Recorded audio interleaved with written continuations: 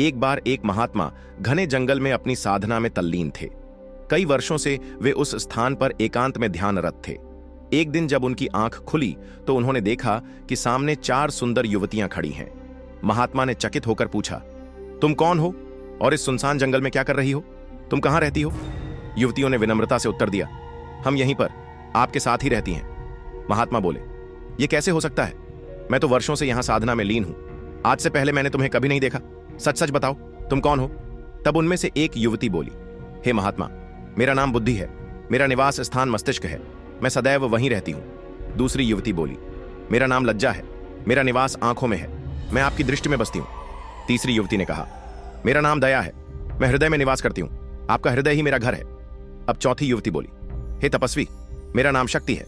मैं आपके संपूर्ण शरीर में निवास करती हूं। महात्मा ने मुस्कुराते हुए कहा, देवियों, तुम्हारी बातें सत्य हैं। तुम सब मेरे शरीर में अवश्य निवास करती हो, लेकिन मैं यह शरीर नहीं हूं। ऐसा कहकर वे पुनः अपनी साधना में लीन हो गए। कुछ समय बाद जब महात्मा की आंखें फिर से खुलीं तो देखा, इस बार 4 सुंदर नवयुवक उनके सामने खड़े थे। महात्मा ने पूछा, हे भद्र पुरुषों, आप कौन हैं? इस जंगल में क्या कर रहे हैं और कहां से आए हैं? चारों नवयुवक बोले, हे महात्मा, हम भी आपके साथ ही रहते हैं। महात्मा ने आश्चर्यचकित होकर पूछा, कैसे? कौन हो तुम? तब उनमें से पहला युवक बोला, मेरा नाम क्रोध है। मैं मस्तिष्क में निवास करता हूं। महात्मा ने कहा, लेकिन मस्तिष्क में तो बुद्धि का वास है। क्रोध ने उत्तर दिया, ठीक कहा आपने, पर जब मैं आता हूं बुद्धि चली जाती है। दूसरा युवक बोला, मेरा नाम काम है। मैं आंखों में निवास करता हूं। महात्मा ने कहा, परंतु आंखों में तो लज्जा रहती है। काम ने मुस्कुराकर कहा, सही कहा, पर जब मैं आता हूं लज्जा चली जाती है। व्यक्ति अपने रिश्तों की मर्यादा भूल जाता है। तीसरे युवक ने कहा, मेरा नाम लोभ है। मैं हृदय में निवास करता हूं।